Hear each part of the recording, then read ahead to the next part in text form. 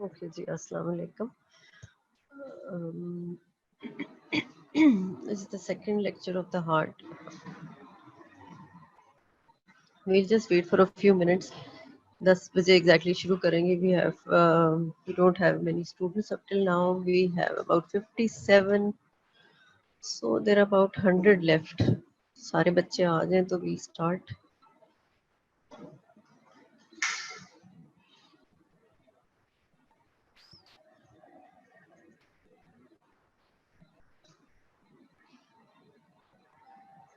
थोड़ा सा रिवाइज कर लेते हैं. पहले हार्ट में हमने क्या किया था. कर लास्ट जो हमारा लेक्चर था उसमें इसकी पोजीशन बताई थी मिडिल मीडियस्टम में. ठीक है. उसके बाद we know heart has 4 chambers.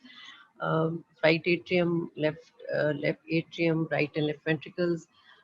हमने डिटेल में पढ़ा था कि इसके फाइब्रस स्केलेटन क्या होता है, उसके क्या कंस्टिट्यूएंट्स हैं, उसके क्या फंक्शंस हैं. Then we studied about the layers of the heart. Layers कौन कौन सी होती हैं. Endocardium, myocardium or epicardium, which is also the distal pericardium. Then we studied the right atrium in detail.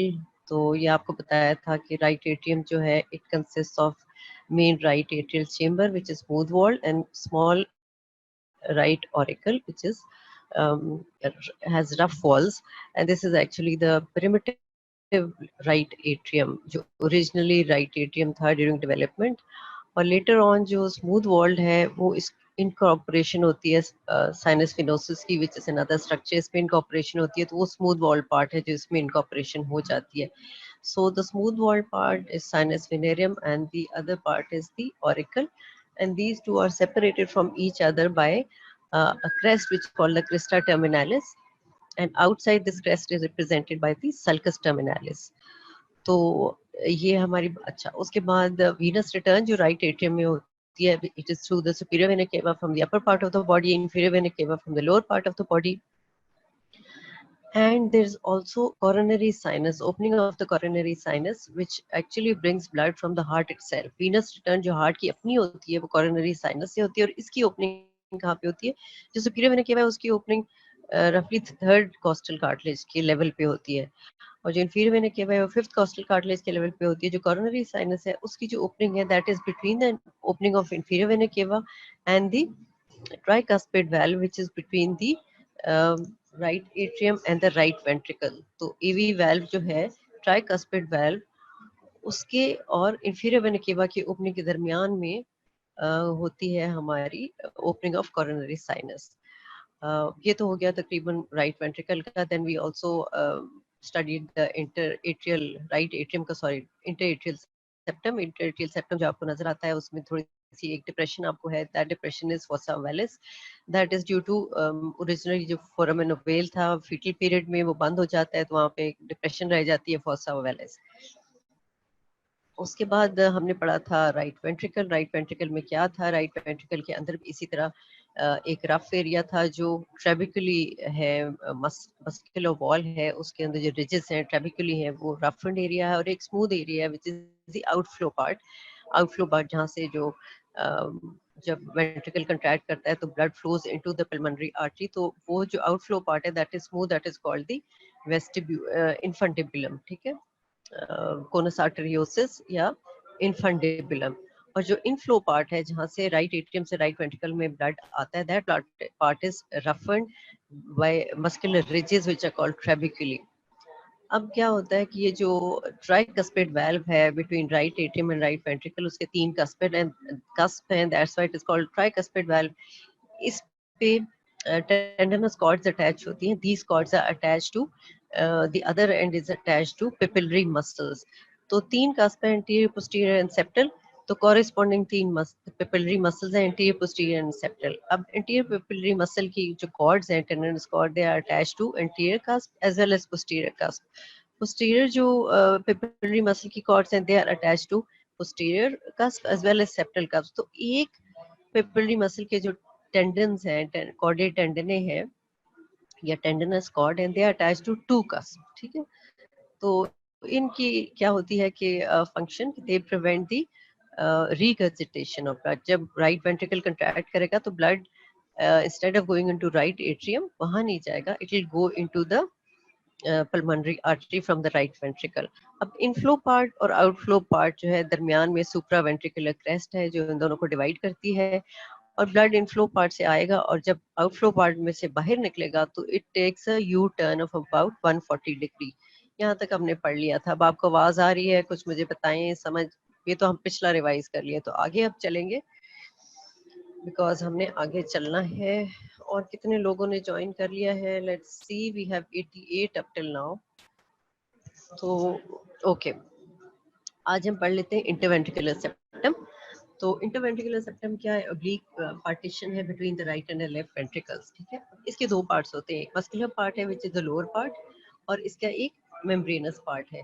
So this is the muscular part, ठीक है। ये muscular part है, ये ऊपर जो है that is the septomarginal trabecular. Trabecular, अच्छा मैं रिपीट कर देती हूँ। सेप्टल मार्जिनल ट्रेबिकुलर जो राइट वेंट्रिकल के होता है, अंदर होता है, जो ट्रेबिकुली है एक्चुअली, उसमें से एक जो है that is a bigger one, that is called septomarginal trabecula. It starts from the interventricular septum and reaches up to the anterior papillary muscle. ये भी एक trabecula है, but it is more prominent, और इसको moderative band भी कहते हैं। This carries the right branch of AV bundle. अब AV bundle क्या है? कंडक्शन जो सिस्टम है हार्ट का, उसमें ये बंडल्स होते हैं, हमने आगे पढ़ने हैं।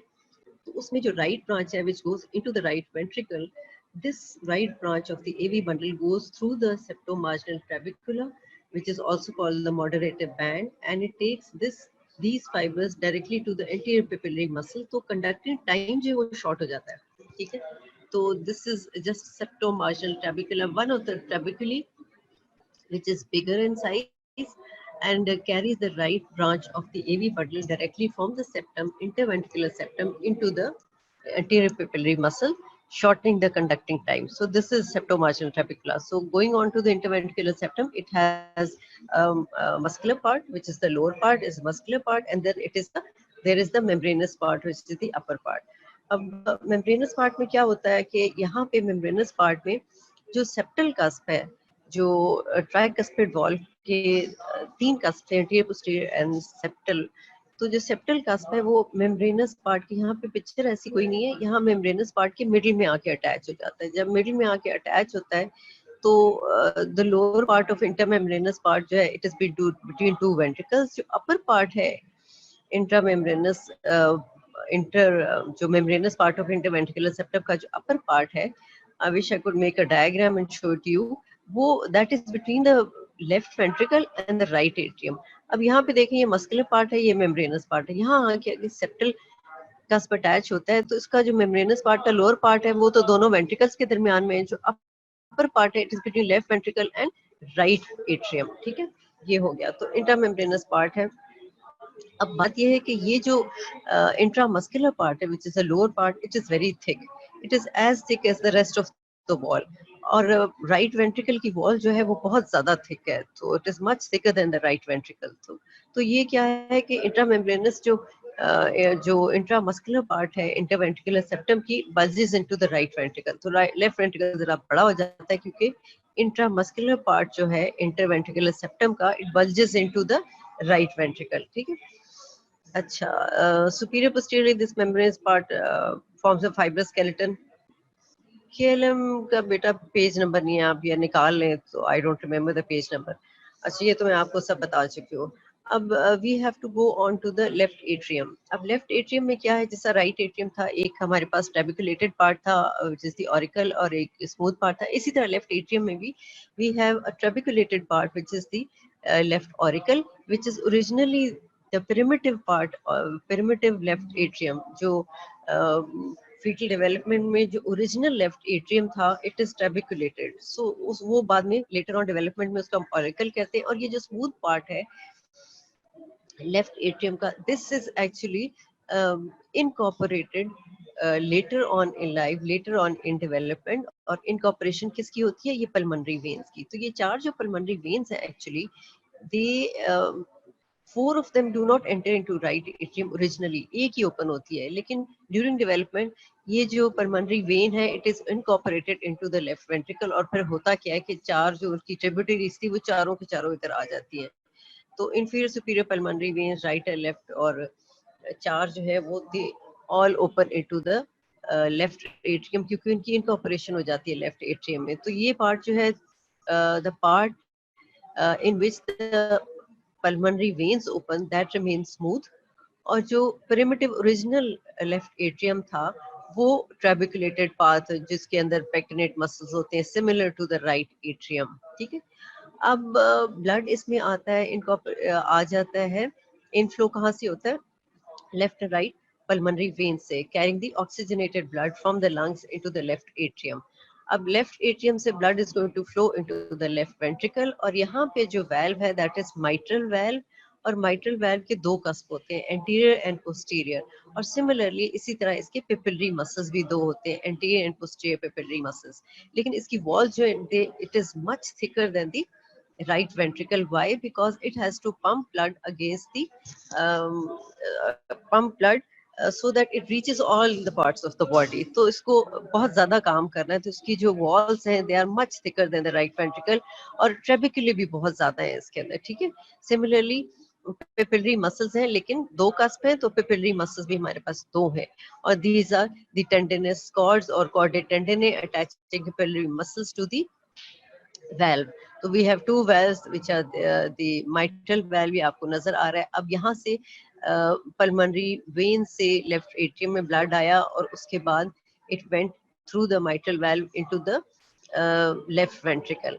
अब लेफ्ट वेंट्रिकल से जब ये जाएगा into the aorta, अब aorta में जब ब्लड जाएगा, ये आपको पिक्चर अच्छी नजर आ रही है, अब ये aorta में ब्लड जाएगा। अब this is the outflow part. So similar to the right ventricle, जो इनफ्लो पार्ट है उसमें बहुत ट्रेबिकुले हैं, ठीक है, और बहुत रफ एंड वॉल है, और जो आउटफ्लो पार्ट है it is smooth, this is called the aortic vestibule. Outflow part of the left ventricle, when it contracts it throws blood, it pushes blood into the aorta, and this outflow part is very smooth, also called the aortic vestibule. अब ये जो है यहाँ पे जो U turn ले रहा है blood, it is taking U turn about 180 degrees. तो राइट वेंट्रिकल में अबाउट 140 डिग्री था, यहाँ पे it is taking you turn of about 180 degree, ठीक है। अच्छा, एट्रियम की तो बात यहाँ तक खत्म हो गई। Forms the base of the heart, ये हम पहले कर चुके हैं। स्मूथ पार्ट है और रफ पार्ट है, जिसमें पेक्टिनेट मसल्स हैं। 4 पल्मोनरी वेन्स एंटर होती हैं। It has thicker wall than the right atrium, because right side of the heart is not that thick, उसमें वीनस ब्लड आता है। जो लेफ्ट साइड है, left atrium plus the left ventricle, both have thicker walls than the corresponding chambers. Interatrial septum दोनों के दरमियान होती है, और एवी ओरिफिस जो है डिस्चार्ज करता है into pulmonary into left ventricle. ये हम कर चुके हैं। लेफ्ट वेंट्रिकल की शुरू होगी बात, तो लेफ्ट वेंट्रिकल की रफन्ड पार्ट, ट्रेबिकुलेटेड पार्ट, जहाँ से it receives blood from the right left atrium, और उसके बाद आउटफ्लो पार्ट जो है एओटिक वेस्टिब्यूल है। Aortic vestibule is smooth and blood is taking 180 degree U turn going into the aorta. तो left ventricle forms the apex of the heart, ठीक है, और पल्मोनरी सरफेस जो लेफ्ट साइड पे pulmonary surface है वो वाली, और डायफ्रेगमेटिक सरफेस भी ये लेफ्ट वेंट्रिकल बनाता है, ठीक है। अच्छा, वॉल्स आर वेरी थिक, ये मैंने 2 to 3 टाइम्स थिक मैंने आपको बता दिया है। ट्रेबिकुलर कार्निया है। Conical cavity is much larger than the right ventricle. Anterior posterior muscles हैं, बिकॉज दो कस्प हैं, तो दो anterior and posterior papillary muscles हैं। Smooth wall, non muscular, supero anterior outflow part. This I told you, outflow part जो है यहाँ से blood is going to be pushed into the aorta, और यहाँ पे जो वेल्व है इसको एओर्टिक वेल्व कहते हैं। एओर्टिक वेल्व और जो पल्मोनरी वेल्व है राइट वेंट्रिकल से जो पल्मोनरी ट्रंक में जो जाता है, बीच में जो वेल्व है, both of these aortic and pulmonary valves are called the semilunar valves, और इनके 3 लीफलेट्स होते हैं। अच्छा, aortic orifice right postero superior part में है, और इसकी जो वेल्व्स हैं वो राइट, लेफ्ट और पोस्टीरियर हैं। जो पल्मोनरी वेल्व है उसके राइट, लेफ्ट एंड एंटीरियर होते हैं वेल्व्स, वो हम आगे दोबारा पढ़ेंगे जाके। तो माइट्रल वेल्व जो है उसके एंटीरियर पोस्टीरियर कस्प है। एज आई टोल्ड यू,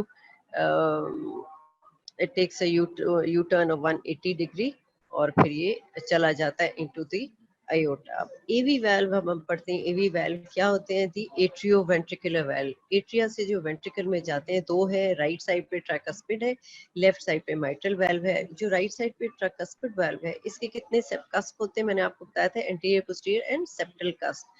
और इसका लेवल कहाँ है? Posterior to the body of the sternum at the level of fourth intercostal space. ये आपको याद रखना है कि जब ट्राइकस्पिड valve का surface anatomy आप करेंगे तो it is posterior to the body of the sternum at the level of fourth intercostal space.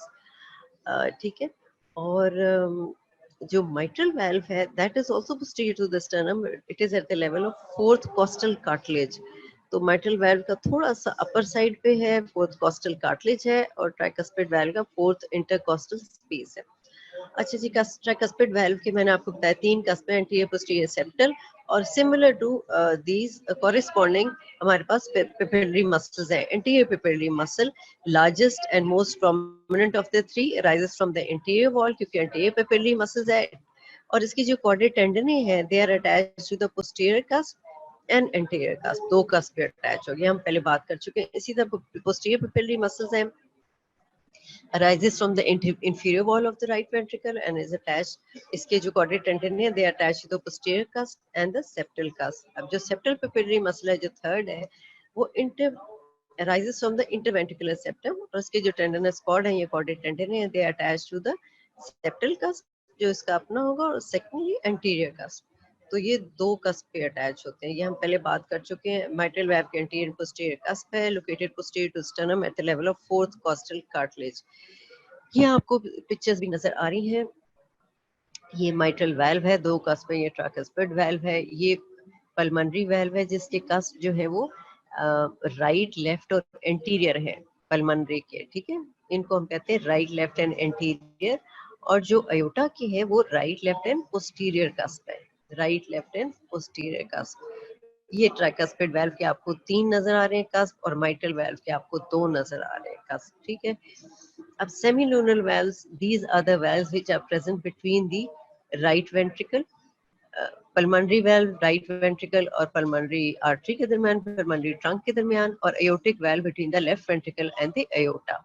अब pulmonary, ये दोनों जो semilunar valves हैं हम कहते हैं semilunar, इन दोनों के 3-3 कस्प है. ठीक है. अब pulmonary valve कहाँ पे इसका लेवल क्या है जब आप इसको मार्क करेंगे? at the level of left third costal cartilage. तो लेफ्ट थर्ड कॉस्टल कार्टिलेज के लेवल पे ये राइट, इसके जो कस्प हैं, और इसके कस्प कौन से होते हैं? पल्मोनरी के एंटीरियर राइट एंड लेफ्ट. अभी मैंने आपको बताया था एंटीरियर राइट. अब एओर्टा जो है वो थर्ड इंटरकॉस्टल स्पेस पे है. पल्मोनरी वेल्व जो है वो थर्ड कॉस्टल कार्टिलेज पे है. ठीक है. और जो एओर्टिक वेल्व है वो थर्ड इंटरकॉस्टल स्पेस के लेवल पे है. और इसके जो वेल्व होते हैं वो राइट, लेफ्ट एंड पोस्टीरियर होते हैं. ये आप याद रखते हैं. और एओर्टिक वेल्व कहाँ पे है? Between the left ventricle and ascending aorta. तो ये 2 सेमीलुनर वेल्व्स हो गए.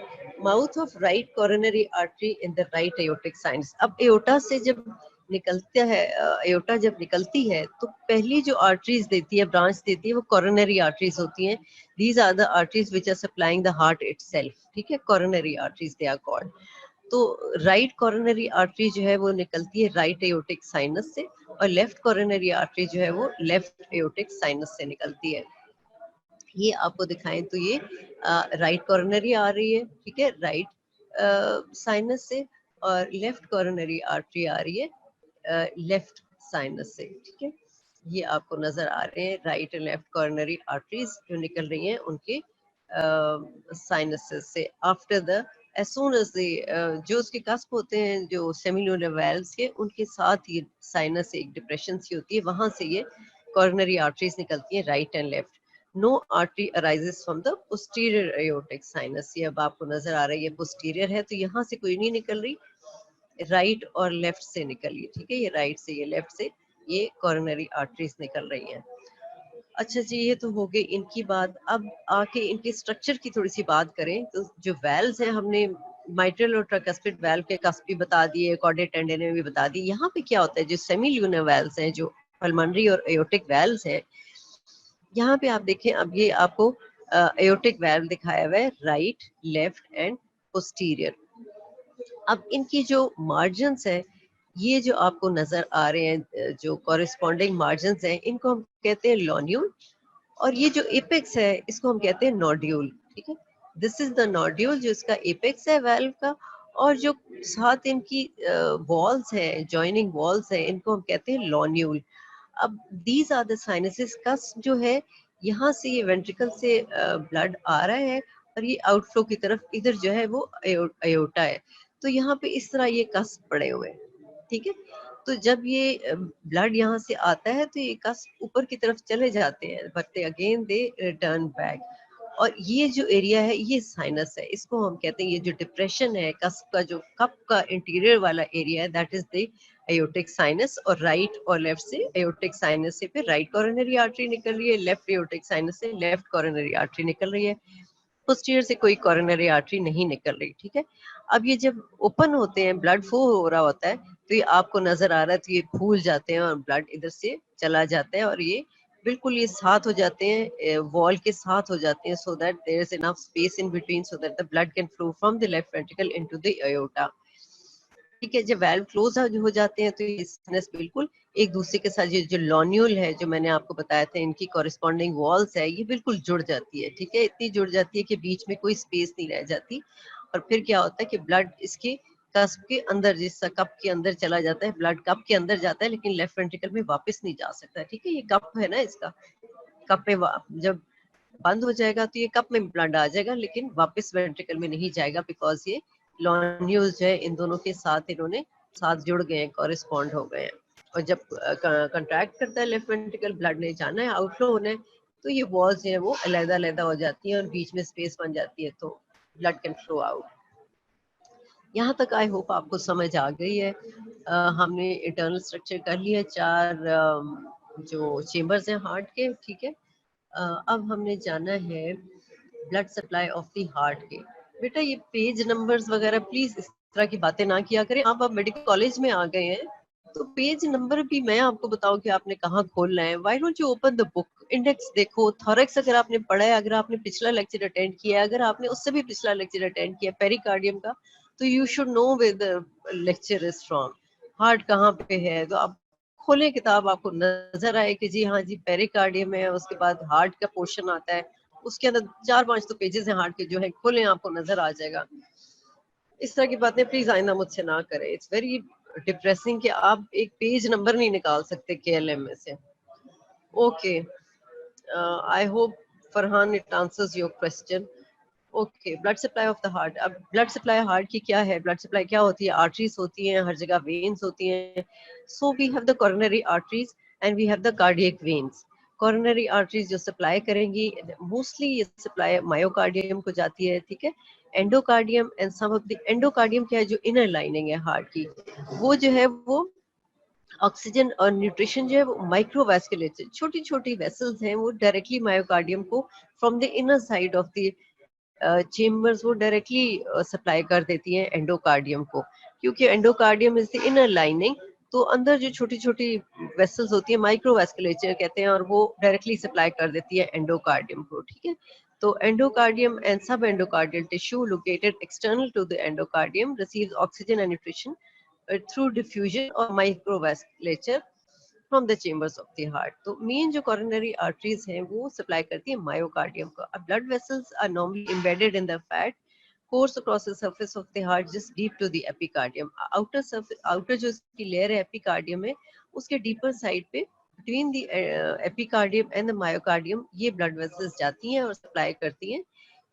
अब नर्व सप्लाई जो है वो जो ब्लड वेसल्स है, they are both affected by sympathetic and parasympathetic. जब सिंपैथेटिक ब्लड सप्लाई होती है तो जनरली तो बॉडी में ये देखते हैं कि सिंपैथेटिक सप्लाई करती है वेजो कंस्ट्रिक्शन, ठीक है ना, लेकिन हार्ट में इसका ऑपोजिट इफेक्ट है। जब sympathetic supply blood vessels of the heart पे पहुंचती है तो ये ब्लड वेसल्स को डायलेट करती है। So there are certain blood vessels in the body, अगर आपने जनरल एनाटॉमी में पढ़ा होगा, जिन पे सिंपैथेटिक का ऑपोजिट एक्शन है। सिंपैथेटिक का एक्शन कोरोनरी मसल्स में, आपके स्केलेटल मसल्स में और आपके एक्सटर्नल जेनिटेलिया में क्या है कि ये वेजोडाइलेटेशन करते हैं। ठीक है, तो यहाँ पे क्या होता है कि ये सिंपैथेटिक सप्लाई जब हार्ट को जाएगी तो ये वेजोडाइलेटेशन करेगा इंस्टेड ऑफ कंस्ट्रक्शन। तो blood vessels they are supplied by sympathetic and parasympathetic.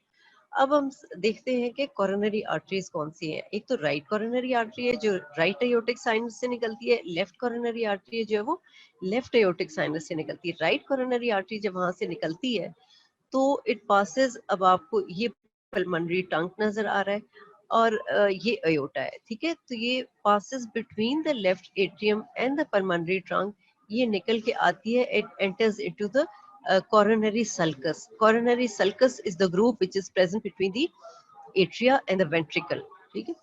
तो coronary ये जब निकलती है right coronary artery from the right aortic sinus, it passes between the pulmonary trunk and the atria and enters into coronary sulcus.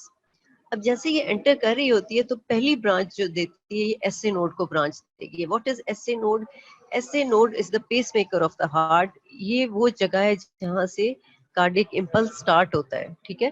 तो 80% of the cases में ये SA node को right coronary artery supply करती है। उसके बाद it passes into the coronary sulcus, right coronary artery within the coronary sulcus। अब उसके बाद ये देगी यहाँ पे मार्जिनल ब्रांच, ठीक है। छोटी छोटी ब्रांचेस देती है, एंटीरियर वेंट्रिकुलर ब्रांचेस जो है वो देगी इसको राइट वेंट्रिकल को। उसके बाद एक बड़ी ब्रांच इसकी जो है वो राइट मार्जिनल ब्रांच है जो ज्यादा सप्लाई करती है राइट वेंट्रिकल को, ये करती है इंफीरियर बॉर्डर के करीब, तो ये राइट मार्जिनल ब्रांच है। उसके बाद ये राइट मार्जिन से, ये right border of the heart से it passes posteriorly into the coronary sulcus। जब posteriorly चली जाती है, ये भी coronary sulcus है between the atria and the ventricle, posteriorly जाएगी, वहाँ पे AV node को ब्रांच देगी। AV node क्या है? AV node is also part of conducting system of the heart which is present in the lower part of the interatrial septum। यहाँ पे अगर interatrial septum है तो इसके lower part पे AV node पड़ा होता है, तो यहाँ पे ये AV node को ब्रांच देगी। उसके बाद it is going to give a branch posterior interventricular branch। दो ventricles के दरमियान ये जो groove होता है interventricular groove, यहाँ पे posterior interventricular branch देगी और then it is going to continue in the coronary circle। से यहाँ खत्म हो जाएगी, terminal इसकी part है जो थोड़ा सा आगे जाके it finishes off। अब ये जो posterior interventricular branch है इसकी एक बड़ी importance है।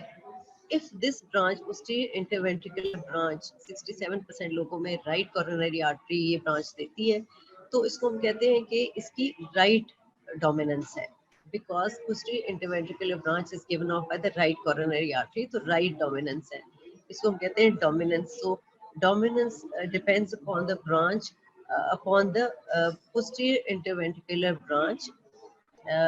Dominance of the heart depends upon which artery gives the posterior interventricular branch। अगर ये right coronary artery दे रही है तो right dominance है। कभी कभी ऐसे होता है कि left coronary artery ये branch देती है तो फिर left dominance हो जाता है, ठीक है। ये भी हम बाद में दोबारा बात करते हैं। तो right coronary artery arises from the right sinus, right aortic sinus, passes between the pulmonary trunk and the auricle and the atria and gives a right sinoatrial branch जो एसए नोड को जा रही है। उसके बाद goes into the coronary sulcus, gives right marginal artery at the level of inferior border and turns around the right border of the heart in the coronary sulcus in the posterior surface of the heart, gives AV nodal branch and it gives posterior interventricular branch in most of the cases। अच्छा, अब left को देखें तो left coronary artery है, left coronary artery rises from the left sinus और this also passes between the left atrium and the pulmonary trunk. Left atrium ये है, pulmonary trunk ये है, इनके बीच में से जाती है एंड देन कोरोनरी सल्कस पे आ जाती है। जब ये कोरोनरी सल्कस में आती है तो it divides into two branches, एक तो राइट सर्कमफ्लेक्स ब्रांच है और एक राइट एंटीरियर इंटरवेंट्रिकुलर ब्रांच। ये पोस्टीरियर इंटरवेंट्रिकुलर थी, ये एंटीरियर इंटरवेंट्रिकुलर ब्रांच है between the right and the left ventricle, anterior interventricular branch. अब राइट जो सर्कमफ्लेक्स ब्रांच है it continues in the coronary sulcus and turns around the left border पे turns around and goes posteriorly, reaches almost to the level of the right coronary artery। अब ये right circumflex branch जो है ये branch देगी marginal artery, left marginal artery, left border के level पे ये लेफ्ट मार्जिनल आर्टरी देगी। अब एंटीरियर इंटरवेंट्रिकुलर ब्रांच एक और एक डायगोनल ब्रांच देती है, lateral diagonal branch of interior interventricular artery, ठीक है। तो ये भी एक ब्रांच देगी, और सर्कमफ्लेक्स ब्रांच जो है ये मार्जिनल देगी, और उसके बाद it is going to go posteriorly.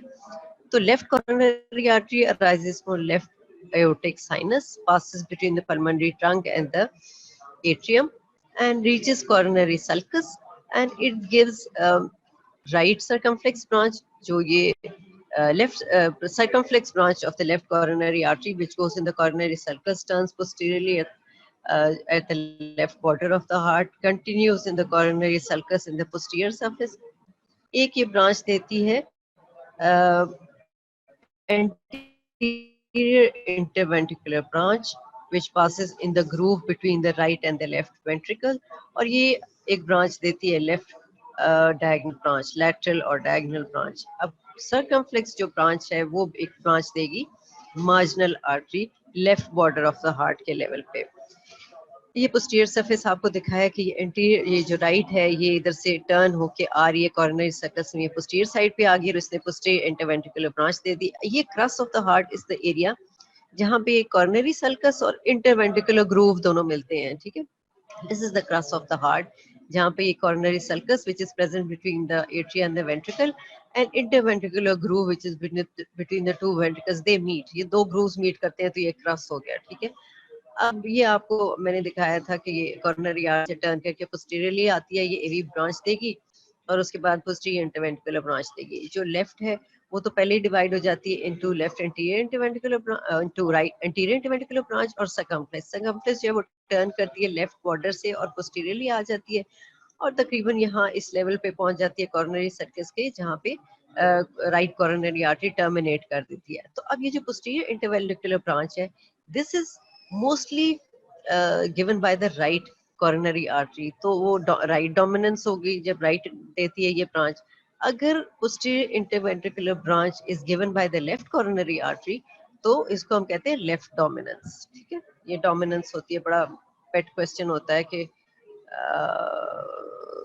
अच्छा जी, डायग्राम्स में आपको बता दूं कि कौन कौन से देने हैं, ठीक है। अच्छा, अब राइट कोरोनरी आर्टरी की ब्रांचेस कौन सी है? SA nodal branch. 60% of the people में SA nodal branch is given by the right coronary artery, और काफी सारे लोगों में, बाकी 40% में फिर ये लेफ्ट कोरोनरी आर्टरी देती है। राइट मार्जिनल ब्रांच देती है एवी नोडल ब्रांच 80% में देती है, पोस्टीरियर इंटरवेंट्रिकुलर ब्रांच देती है, इंटरवेंट्रिकुलर सेप्टल ब्रांच।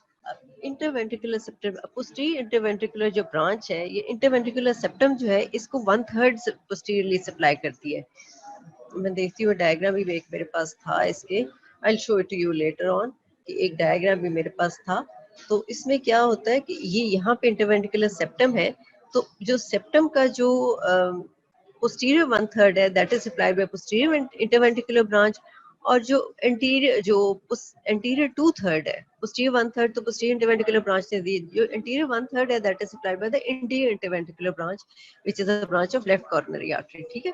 तो सेप्टम को ये दोनों सप्लाई करती है, इंटरवेंट्रिकुलर सेप्टम को posterior interventricular branch posterior 1/3 part को करती है, anterior interventricular branch coming from the left coronary artery gives anterior 2/3 of the interventricular septum। फिर इसकी टर्मिनल ब्रांच होती है, ठीक है।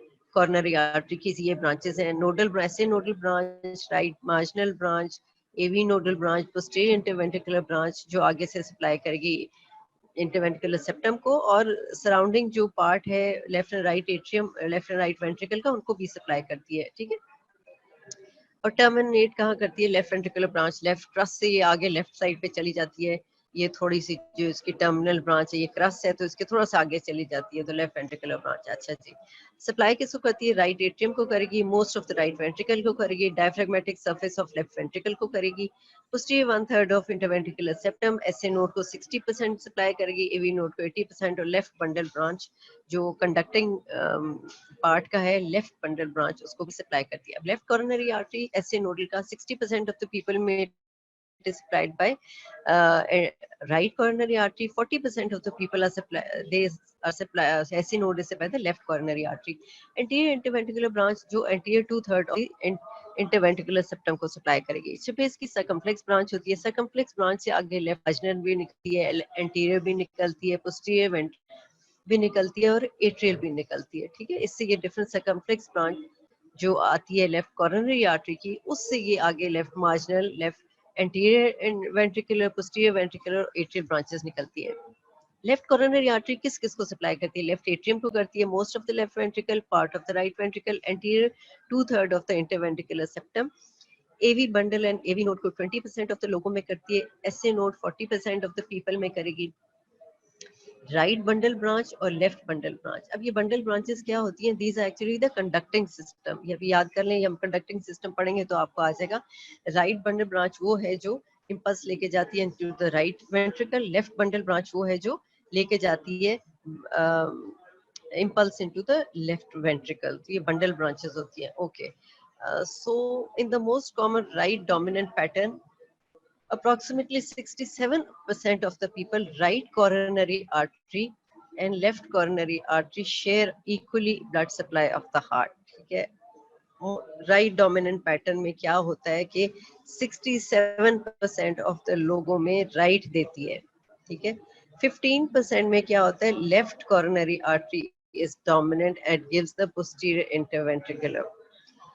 अच्छा, ये जो आपको बताया ना कि शेयर का मतलब ये है कि 67 में तो पोस्टीरियर इंटरवेंट्रिकुलर जो आर्टरी है वो ये दे रही है। लेफ्ट कॉर्नरी आर्टरी थोड़ा सा पार्ट तो देगी, लेकिन 67% ऑफ द पीपल में right coronary artery is giving the posterior interventricular artery. 15% लोगों में लेफ्ट कॉर्नरी आर्टरी देती है पोस्टीरियर इंटरवेंट्रिकुलर ब्रांच। को डोमिनेंस क्या होता है? 18% ऑफ द लोगों में होता है कि right and left coronary artery दोनों ही देती हैं branches. They reach the crust of the heart and give right two branches. They enter the posterior interventricular groove. तो 67% ऑफ द पीपल में राइट कॉर्नरी आर्टरी देगी, 15% में लेफ्ट देगी, और को डोमिनेंस यानी दोनों right and left coronary artery posterior interventricular artery दे रही हैं in the 18% of the people. अच्छा, कॉर्नरी कोलैटरल सर्कुलेशन। अब हम जनरली जब आर्टरीज पढ़ते हैं तो हम कहते हैं कि यहाँ पे जी एंड आर्टरीज हैं कॉर्नरी आर्टरीज, तो they are considered to be functional end arteries. What do you mean by functional end arteries? Functional end arteries वो होती हैं जो generally they do not anastomose with other arteries. Anastomosis exist करता है but it is not patent. तो generally functional जो उनका है, functionally they are end arteries जो फंक्शन करती हैं वो यहाँ तक सप्लाई है वहाँ ही देती हैं, but anastomosis does exist between the branches of coronary arteries. आपने देख लिया कि राइट एंड लेफ्ट जो कोरोनरी आर्टरीज थी, यहाँ पे आके थोड़ा सा इनका एनास्टोमोसिस होता है। यहाँ पे एंड करिए राइट कोरोनरी आर्टरी, यहाँ पे लेफ्ट, और यहाँ पे इनका एनास्टोमोसिस होता है। तो anastomosis does exist between the coronary arteries, subepicardial और myocardial, and between these arteries and extracardiac vessels। यानी coronary arteries की, और फिर जो extracardiac vessels है thorax के अंदर, internal thoracic है जो उसके आगे branches है, उनके साथ भी इसका कनेक्शन है। एनास्टोमोसिस होता है बिटवीन सब एपिकार्डियल, एपिकार्डियम के नीचे, और मायोकार्डियम के अंदर है, वहां पे भी एनास्टोमोसिस, यानी एनास्टोमोसिस एग्जिस्ट करता है लेकिन पेटेंट नहीं है, इट इज नॉट वर्किंग। तो functionally it is not working, लेकिन जब जरूरत पड़ती है तो anastomosis exist between the termination and right and left coronary arteries, between AV branches around the apex also। लेकिन जब जरूरत पड़ती है तो this anastomosis opens up, so there is potential of development of collateral circulation। यानी anastomosis है तो सही, इट इज नॉट फंक्शनल, काम नहीं कर रहा है, लेकिन पोटेंशियल है, क्योंकि एनास्टोमोसिस पड़ा हुआ है तो कोलैटरल सर्कुलेशन का potential does exist in most of the heart. तो कॉर्नरी सर्कुलेशन का, कोलैटरल सर्कुलेशन का पिछली एग्जाम में प्रॉफ में आया भी था, ये पार्ट क्वेश्चन आया था, तो उसमें आपने यही लिखना है कि they are considered to be functional end arteries, but anastomosis does exist between the left and right coronary arteries, subepicardial, myocardial arteries, and coronary arteries and extracardiac vessels। So whenever required, so there is potential for the development of collateral circulation when there required arises। ठीक है, तो ये आप लिख सकते हैं। अब Venus drainage हम जाहिर है ब्लड सप्लाई है तो इसमें वीनस, अब इसमें वेन्स कौन कौन सी हमारे पास होती है? एक ग्रेट कार्डियक वेन होती है, एक मिडिल कार्डियक वेन होती है, एक स्मॉल कार्डियक वेन होती है, anterior cardiac vein, smallest cardiac vein and bleak when of, ये 6 कार्डियक वेन्स आपको याद करनी है। ग्रेट कार्डियक वेन जो है वो this is the main tributary of the coronary sinus. Coronary sinus क्या था? इट वाज द मेन ये वेसल है जो ओपन करती है into the right atrium and it opens between the opening of inferior vena cava and the tricuspid valve, जो मैंने आपको बताया था, and it opens it to left। अब ये coronary sinus की जो मेन ट्रिब्यूटरी है वो ग्रेट कार्डियक वेन है। अब ग्रेट कार्डियक वेन कहाँ पे होती है? इंटीरियर इंटरवेंट्रिकुलर ग्रूव में। इंटीरियर इंटरवेंट्रिकुलर ग्रूव में इंटीरियर इंटरवेंट्रिकुलर आर्टरी होती है, वहां से ब्लड जा रहा है फ्रॉम अबव डाउनवर्ड्स, और ग्रेट कार्डियक वेन में नीचे से ऊपर जा रहा है, ऑपोजिट डायरेक्शन में जा रहा है when, great cardiac vein, and it opens into the coronary sinus. उसके बाद हमारे पास कौन सी वेन आ जाती है? Drains the area of heart supplied by the left coronary artery. Middle cardiac when, middle cardiac when जो है ये पड़ी होती है पोस्टीरियर इंटरवेंट्रिकुलर ग्रूव में। अब ये जो पोस्टीरियर इंटरवेंट्रिकुलर ग्रूव है, यहाँ पे पोस्टीरियर इंटरवेंट्रिकुलर आर्टरी है और यहाँ पे मिडिल कार्डियक वेन है, ये ओपन करती है इनटू द कोरोनरी साइनस। ठीक है, तो ये आपको नजर आ रहा है कोरोनरी साइनस। अब ये बड़ी अच्छी यहाँ पे पिक्चर नजर आ रही है। कोरोनरी साइनस स्टार्ट कहाँ से होता है? ये पूछ सकते हैं कि what is the origin of coronary sinus. So और कोरोनरी साइनस स्टार्ट्स और originates where the great cardiac vein and the oblique vein of left atrium join। ये ग्रेट कार्डियक वेन यहाँ से जाके पोस्टीरियरली चली गई है, टर्न कर गई है पोस्टीरियर सरफेस से, पोस्टीरियर यहाँ पोस्टीरियर आ गई है, और यहाँ पे oblique vein of left atrium, यहाँ ये oblique vein of left atrium यहाँ ज्वाइन करती है ग्रेट कार्डियक वेन को, तो यहाँ पे कोरोनरी साइनस स्टार्ट हो जाता है। This is the origin junction of oblique vein of left atrium and great cardiac vein. This is the formation of coronary sinus। अच्छा जी, great cardiac vein anterior interventricular groove में, middle cardiac vein posterior interventricular groove में, it is drains the area supplied by posterior interventricular artery। Small cardiac vein drains the area supplied by the right marginal artery। ये marginal artery यहाँ पे थी, तो ये small, इसके area में small cardiac vein है। स्मॉल कार्डियक वेन जो है ये भी ज्वाइन करती है कोरोनरी साइनस को। So this drains the area supplied by the right marginal artery. तो ग्रेट हो गई एंटीरियर इंटरवेंट्रिकुलर ग्रूव में, मिडिल कार्डियक वेन होगी पोस्टीरियर इंटरवेंट्रिकुलर ग्रूव में, स्मॉल कार्डियक वेन कहाँ होगी? इंफीरियर बॉर्डर पे जहाँ पे राइट मार्जिनल आर्टरी थी। Anterior cardiac vein, it passes over the anterior surface of the right ventricle and crosses over into the coronary sinus। anterior surface ये आपको नजर आ रही है यहाँ पे, ये स्मॉल कार्डिक आ गई, ये मिडिल कार्डिक है, ये है, और यहाँ पे एंटीरियर नजर नहीं आ रही, लेकिन एंटीरियर कार्डिक वेन ये है। So these are the anterior cardiac veins or the anterior surface of the right ventricle or coronary sinus में चला जाएगा। smallest cardiac vein, these are minute vessels that begins in the capillary bed of myocardium and open directly into the chambers of the heart। ये छोटी छोटी veins है microvasculature जो directly chamber में खुल जाती हैं। ठीक है, chambers में small veins, smallest cardiac veins, just microvasculature open directly, directly drain कर देती हैं chambers of the heart में। तो ये आपको नजर आ रही वेसल्स। अच्छा, उसके बाद एक रह जाती है oblique vein of the left atrium, इसको कहते हैं vein of left atrium, vein of Marshall, small vessel that descends over the posterior wall of left atrium, and merges with the cardiac vein to form the coronary sinus। जैसे मैंने आपको बताया, it descends over the posterior part of the left atrium, oblique vein of left atrium, and joins with the great cardiac vein and forms the coronary sinus। यहाँ आपको नजर आ रही है oblique vein of left atrium descends, joins with the great cardiac vein and forms the coronary sinus। ठीक है, अब तो ये सारी वेन्स जो है ये great cardiac when, middle cardiac when, small cardiac vein, anterior cardiac vein and smallest, ये चार जो है दे ओपन इनटू कोरोनरी साइनस। ठीक है, अब ये जो स्मॉलेस्ट कार्डियक वेन है ये तो डायरेक्टली चेम्बर्स में ड्रेन कर देती है।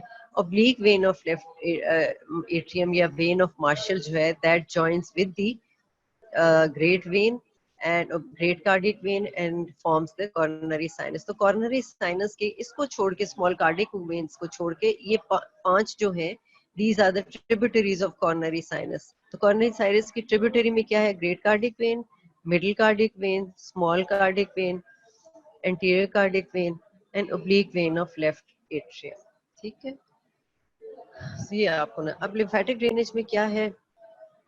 मायोकार्डियम जो मस्कुलर लेयर है, सब एंडोकार्डियल जो मायोकार्डियम के अंदर है या एंडोकार्डियम के आउटर साइड पे है, दे हैव सब एपिकार्ड और उसके अलावा सब एपिकार्डियल लिम्फेटिक प्लेक्सस है. कॉर्नरी सल्कस में जाता है and flows into the coronary arteries. तो मायोकार्डियम और सब एंडोकार्डियम एक प्लेक्सस है, वहां से ये सब एपिकार्डियल लिम्फेटिक प्लेक्सस में जाता है. यानी एपिकार्डियम मायोकार्डियम का अपनी लिम्फेटिक वेसल्स हैं, सब एंडोकार्डियल की अपनी है, ये दोनों ज्वाइन करती हैं सब एपिकार्डियल में, जो आउटर साइड पे चली जाएंगी. एपिकार्डियम बाहर की साइड पे, ठीक है ना, एंडोकार्डियम अंदर की साइड पे था. तो सब एंडोकार्डियम मायोकार्डियम एक प्लेक्सस है, it joins with the sub epicardial plexus और ये एक वेसल बनाती है लिम्फेटिक ड्रेनेज की.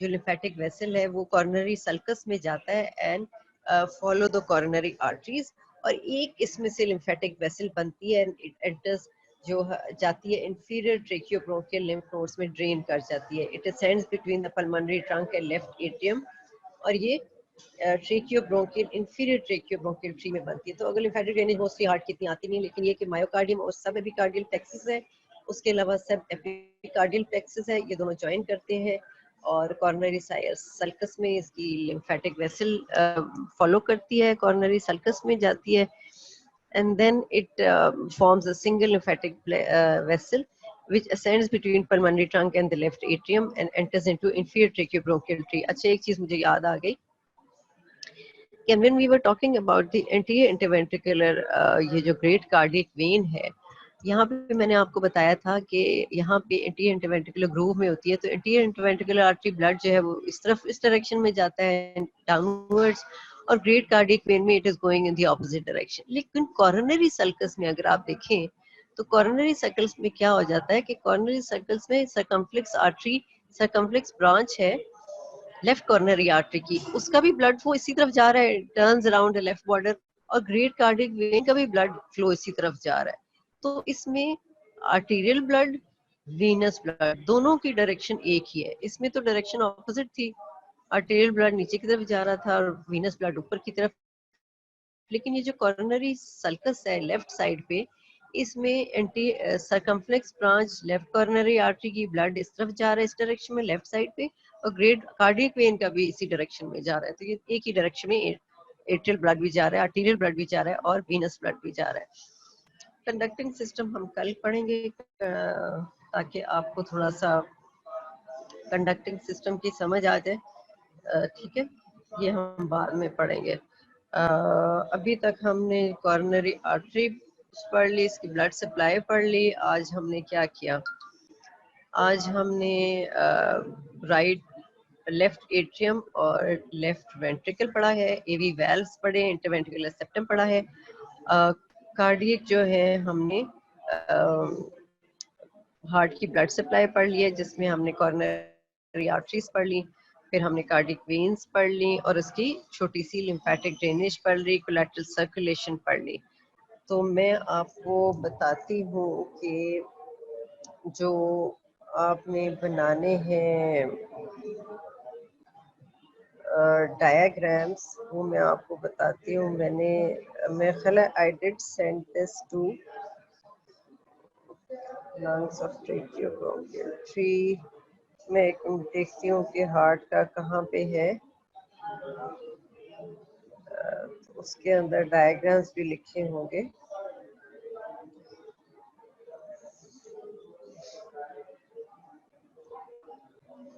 ओके, मैं आपको आई व्हाट्सएप यू, मैं अली को भेज दूंगी. आपका जो PR है उसको I send you the numbers of the diagram which you have to make. Okay, sketchbook मुझे पता है आपके पास नहीं है बेटा, मैंने आपको बहुत दफा बोला है कि आप जो है किसी भी पेपर पे बना के मुझे भेज दें. Blood supply of great cardiac when की जो वेन की ड्रेनेज होती है, सप्लाई नहीं होती, ठीक है। मैं आपको बता देती हूँ, ग्रेट कार्डिक वेन जो है वीनस ड्रेनेज होती है, ग्रेट कार्ड वेन्स जो होती है ना वो ड्रेन करती है। तो ग्रेट कार्डिक वेन जो है is the main tributary of coronary sinus. Coronary sinus is the this is the coronary sinus, this is the vessel which enters in, or the sinus, it enters into the, it carries all the venous blood into the, most of the venous blood into the right atrium of the heart. It is formed by the junction of great cardiac vein and oblique vein of left atrium. A great cardiac vein जो है, it is present in the anterior interventricular groove. यहाँ पे जो vein होती है, it drains the left atrium and as well as part of the right atrium or interventricular septum, and it drains and it is present in the anterior interventricular groove. When it reaches the coronary sulcus, it turns left, और फिर left border of the heart it turns left, goes posteriorly, and it joins with the oblique vein of left atrium, enters the coronary sinus. तो ये great cardiac when है, ठीक है। उसके बाद middle cardiac when is present in the posterior interventricular group.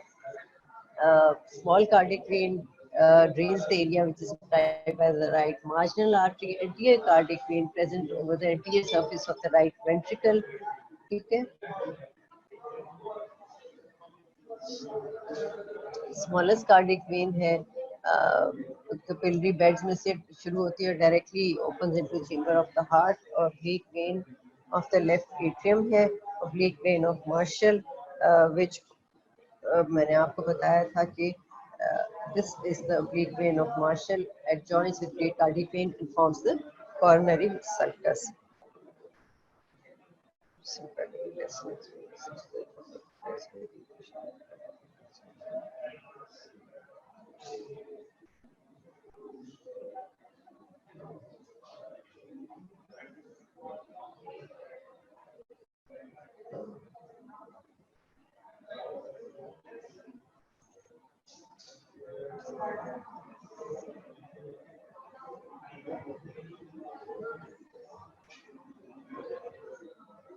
अच्छा जी, और कुछ हो गया?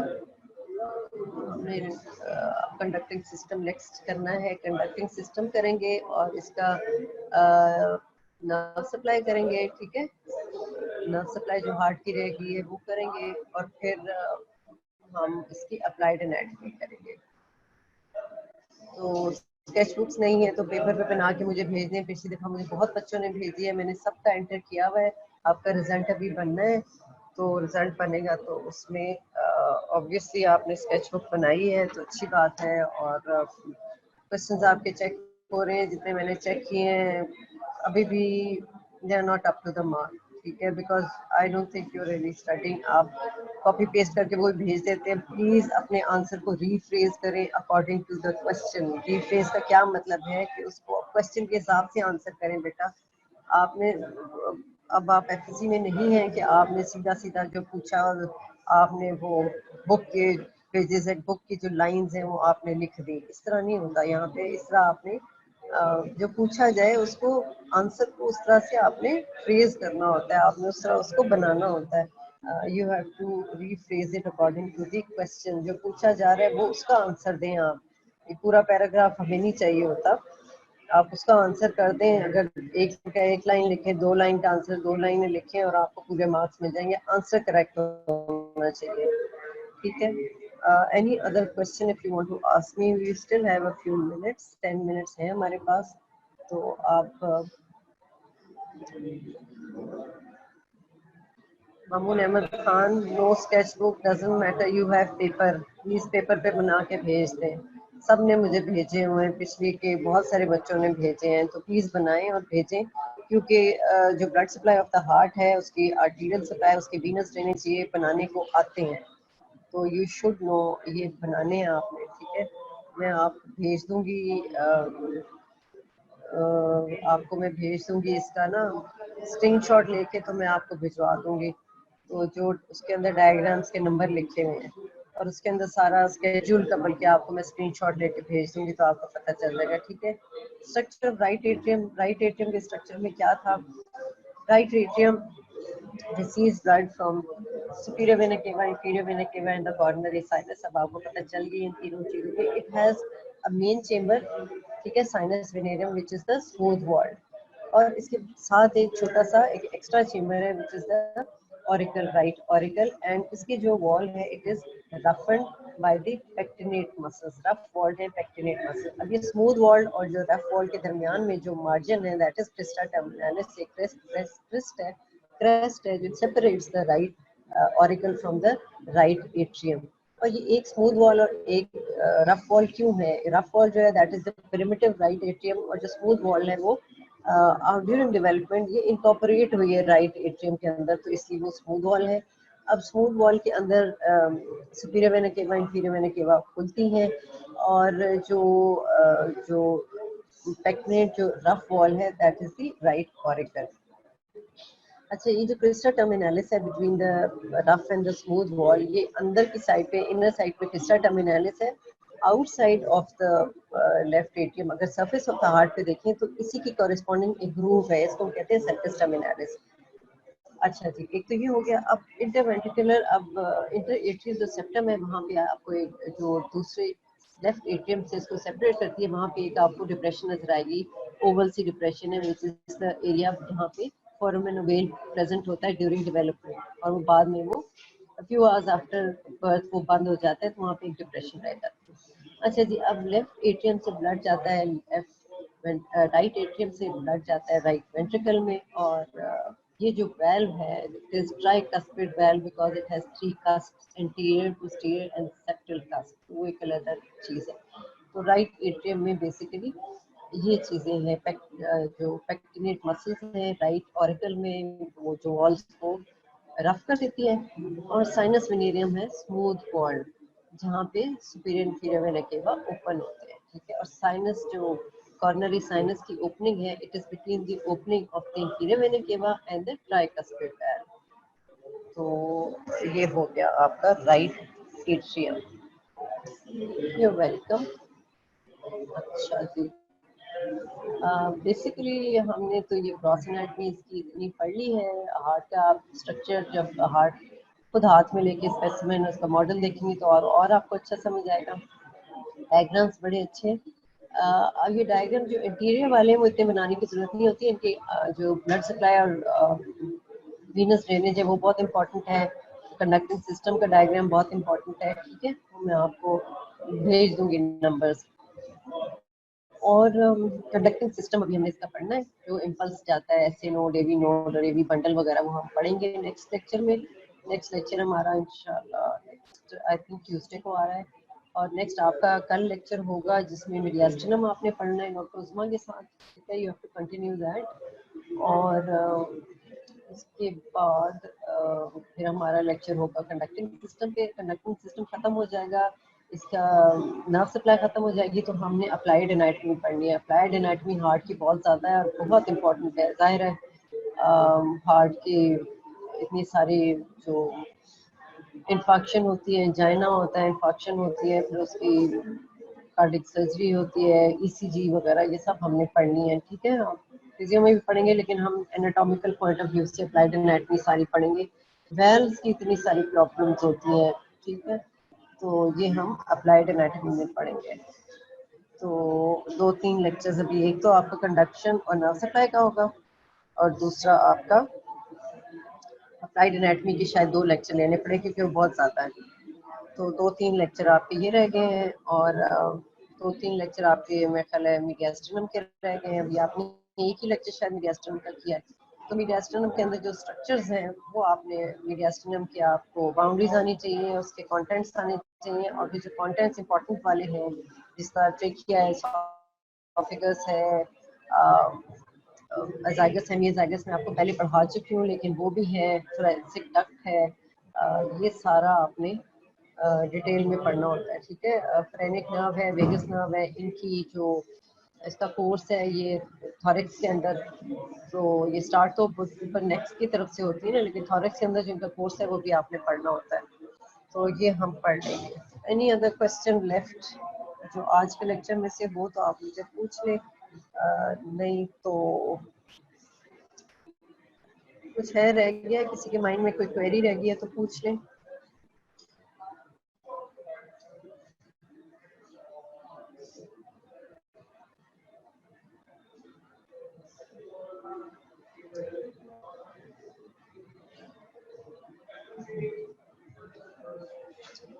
अच्छा, ओके देन, खुदा हाफिज फॉर नाउ।